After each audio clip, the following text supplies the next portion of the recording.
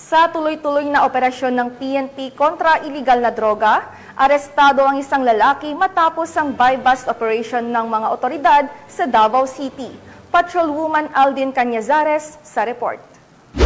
Arestado ang isang lalaki na kilala sa alias na Alomo sa ikinasang buy-bust operation ng mga tauhan ng Bahada Police Station sa ilalim ng pamumuno ni Police Major Mark Anthony Igos, Station Commander at pinangunahan ni Police Lieutenant Loreto Dalangin VIII noong Oktubre 17 taong kasalukuyan sa Block 3 Santa Cruz, Barangay Duterte, Davao City.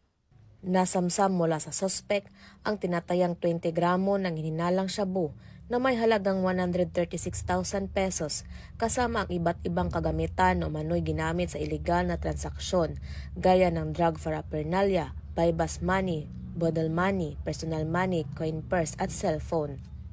Ang operasyon ay sinagawa sa koordinasyon ng Philippine Drug Enforcement Agency bilang bahagi ng pinaigting na kampanya laban sa iligal na droga sa lungsod.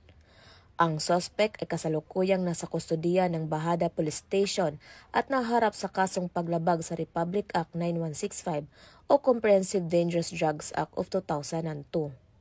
Muling pinatunayan ng matagumpay na operasyong ito ang matatag na paninindigan ng kapulisan sa Davao Region na wakasan ang bintahan ng pinagbabawal na gamot at tiyaking mananatiling ligtas at payapa ang mga komunidad.